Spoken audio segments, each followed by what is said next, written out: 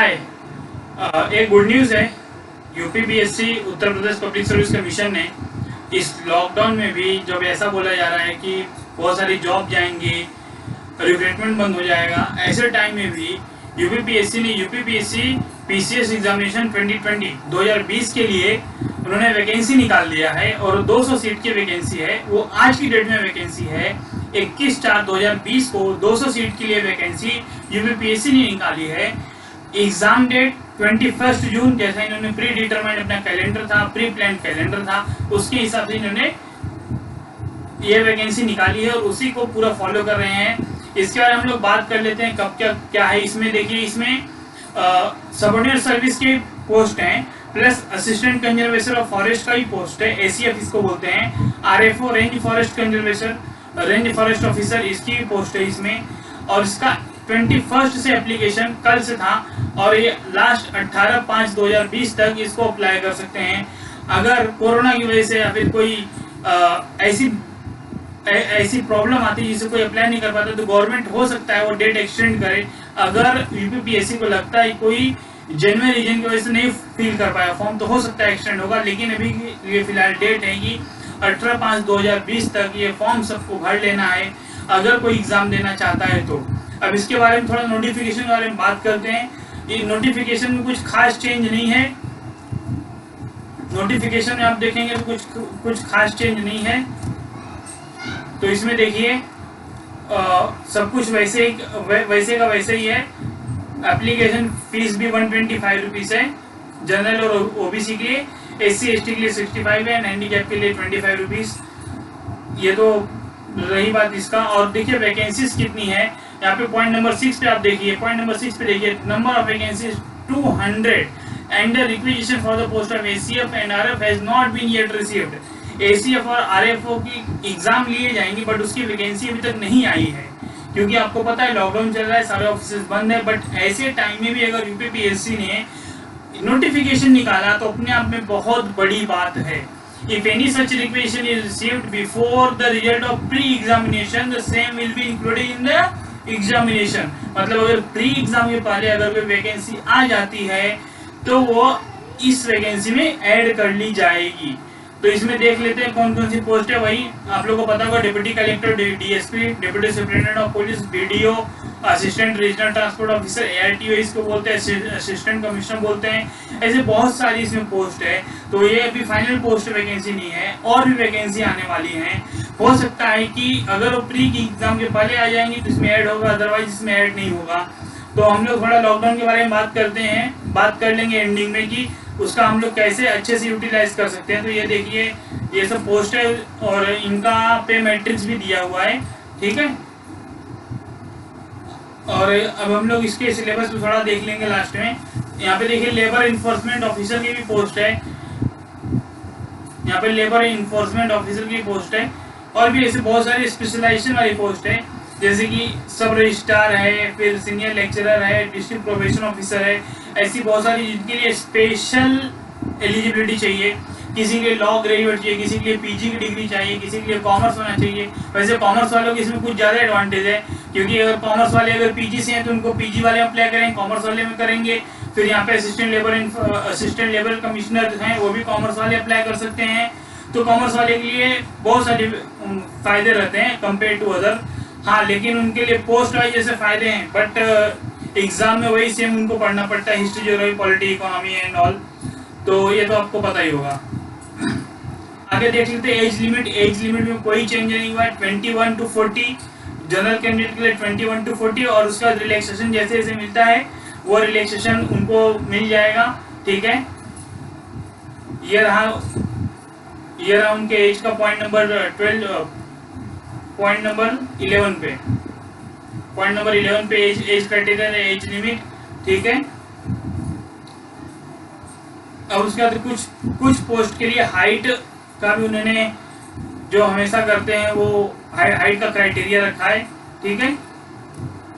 Height का criteria देख लेते हैं, जैसे कि डीएसपी के लिए 165 सेंटीमीटर, ST अगर है तो फिर ST कैटेगरी के कैंडिडेट के लिए 160, फीमेल कैंडिडेट के लिए 152 एंड शेड्यूल्ड ट्राइब के लिए 147, ठीक है। और अगर यहाँ पे देखिए थोड़ी सी गड़बड़ है, ST 2 बार है तो 160 सेंटीमीटर हाइट है। और हाँ, DSP कैंडिडेट के लिए 40 kg वेट, तो अगर कोई फीमेल कमजोर है तो अपना वेट बढ़ाना चालू कर लीजिए, एटलीस्ट 40 kg तो कर ही लीजिए, ठीक है। और डिस्ट्रिक्ट कमांडेंट होमगार्ड के लिए भी 165, फीमेल के लिए 150 है। तो ऐसे कुछ हाइट का भी क्राइटेरिया है। तो ये सब में कोई चेंज नहीं हुआ है। और फॉर्म भी उसी तरीके से भरना है, upsc.nic.in पे जाके आपको फ्रंट पेज पे ही, होम पेज पे ही आपको लिंक दिख रहा है, आप उसी तरह भर सकते हैं। अगर किसी को कोई दिक्कत है भरने में तो नीचे कमेंट कीजिएगा। इसके साथ में एक सैंपल फॉर्म हम भर के उसको वीडियो बना के अपलोड कर देंगे, सैंपल फॉर्म भर के कि किस तरह भरना। वैसे इसमें पूरा गाइडलाइन दिया है, किसी को कोई दिक्कत आने वाली है नहीं, ठीक है। ये देखिए, अगर कोई रिजर्वेशन लेना चाहता है तो उसके लिए ये सब सर्टिफिकेट्स हैं। अब देखिए, कंपलसरी सब्जेक्ट में general Hindi essay plus optional paper, ठीक है।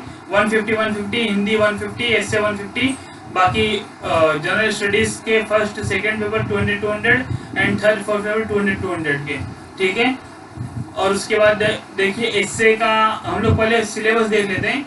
तो सिलेबस में कोई चेंज नहीं हुआ है कि current events of national and international important, इसका सोशलाइज एकेडमी आपको पूरी तैयारी करवाए। करंट इवेंट्स का डेली द हिंदू का न्यूज एनालिसिस आपको दिया जाता है मॉर्निंग में, आप उसको देख सकते हैं। और अभी यूपीएससी की तैयारी चल ही रही है, तो उसके साथ में अगर आप फॉलो करेंगे सोशलाइज एकेडमी के इस चैनल को, तो आपका करंट इवेंट्स और नेशनल एंड इंटरनेशनल इंपॉर्टेंट ये करा दिया जाएगा। फिर history of India Indian national movement, इसका भी रिवीजन लेक्चर होने वाले हैं। रिवीजन लेक्चर आपको मिलेंगे। फिर Indian world geography, physical, social and economical geography of India and the world, इसके लिए भी सोशलाइज एकेडमी का ऑनलाइन ऑफलाइन बैच चालू हुई है। और देखिए, पॉलिटी एंड गवर्नेंस के लेक्चर चल रहे हैं, बहुत सारे वीडियो अपलोड किए गए। पॉलिटी आप उसे देख सकते हैं, constitution, political system, Panchayati Raj, public policy and rights issue. यहाँ पे राइट्स इशू इंपॉर्टेंट है, इसके बारे में क्वेश्चन हर साल आता है, ठीक है। पब्लिक पॉलिसी के ऊपर क्वेश्चन आता है। फिर देखिए, economic and social development, sustainable development, poverty, inclusion, demographic, social sector initiative, इसके ऊपर क्वेश्चन आता है। इसके लिए आपको इकोनॉमिक सर्वे पढ़ लेना है, यूपी का जो बजट आएगा वो देख लेना है, वॉल्यूम 1 वॉल्यूम 2 दोनों देखना है, इकोनॉमिक सर्वे देखना है, यूपी का बजट देखना है।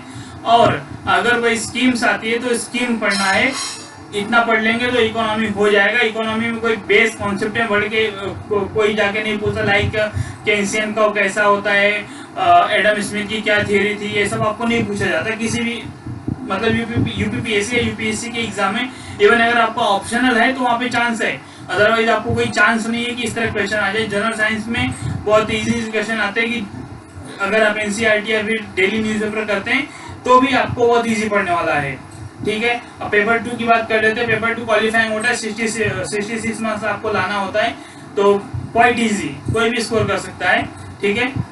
और मैथमेटिक्स की बात करते हैं, जिसमें कि ये बोला जाता है यूपीपीएससी के बच्चे काफी कमजोर होते हैं, तो 10th क्लास के arithmetic, division, integer, LCM, HCF ये सब चाहिए। तो सीसेट के जो लेक्चर होते हैं सोशलाइज एकेडमी के इस चैनल पे आप उसको देख सकते हैं। फिर अलजेब्रा के जो बेसिक कॉन्सेप्ट है, अलजेब्रा ज्योमेट्री वैसे कुछ खास करके क्वेश्चन नहीं आते, बट अगर आप देखेंगे तो थोड़ा रिवीजन कर सकते हैं। और 66 आपको वैसे भी आ जाता है इजीली, ठीक है।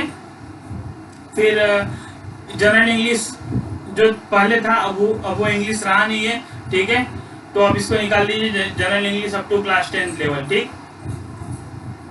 अब ये हिंदी की बात कर लेते हैं। हिंदी के जो मेंस में हिंदी है उसका वर्णमाला, विराम चिन्ह, शब्द रचना, वाक्य रचना, शब्द रूप, संधि, समास, क्रियाएं, अनेकार्थी, विलोम, पर्यायवाची, ये समय बहुत इजी है, ये सब हो जाता है, ठीक है। फिर आगे मेंस का सिलेबस दिया है, तो हम लोग जब मेंस की तैयारी स्टार्ट करेंगे वैसे साइड बाय साइड स्टार्ट करके रखना चाहिए।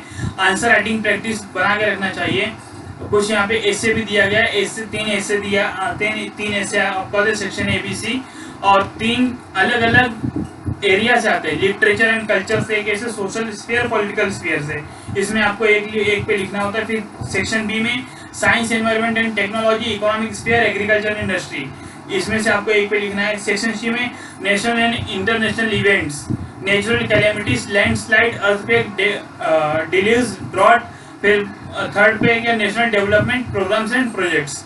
इससे अगर आप वीक में एक ऐसे संडे को लिखते हैं, मतलब आप देखिए अगर वीक में एक ऐसे लिखते हैं, डेली कम से कम 5 क्वेश्चन अगर लिखते हैं, तो तो आपके लिए ये यूपीपीएससी और यूपीएससी एग्जाम केक वॉक है, आप इजीली क्रैक कर सकते हैं, एटलीस्ट मेंस निकाल सकते हैं। फिर इंटरव्यू बहुत सारी चीज़ों पे डिपेंड होता है कि आप इंटरव्यू कर पाते हैं कि नहीं कर पाते हैं, ठीक है।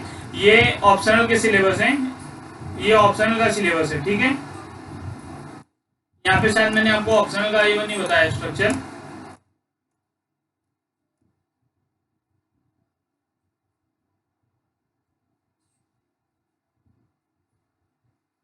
नहीं, यहाँ पे मैंने बताया आपको, यहाँ पे मैंने बताया है, आप इसे देख सकते हैं, ठीक है।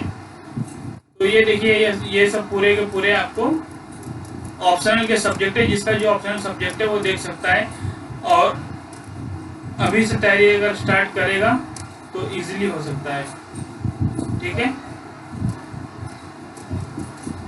तो ये रहा आपका पूरा नोटिफिकेशन, और आप जल्दी से जल्दी रजिस्ट्रेशन कीजिए और यूपीपीएससी वेबसाइट के पे जाकर रजिस्ट्रेशन कीजिए और तैयारी स्टार्ट कीजिए। लॉकडाउन का टाइम है, आप घर पे हैं सब, आप ये बहुत अच्छा टाइम है, इसको यूटिलाइज कीजिए। ऐसा टाइम मिलने वाला नहीं है बार बार। आप घर पे हैं, बोर हो रहे होंगे, तो बोरियत भगाने का एक तो बहुत अच्छा है कि आप पढ़ाई कर लीजिए। घर पे बैठ के पढ़ाई करने से अच्छा और क्या मिलने वाला है मौका, ठीक है। तो अगर आप पढ़ाई करते हैं तो एक तो एग्ज़ाम की तैयारी हो जाती है, दूसरा आपको बोर भी नहीं होगा, जो एक चल रहा है कि कोरोना की वजह से बोर हो गए, लॉकडाउन की वजह से बोर हो गए।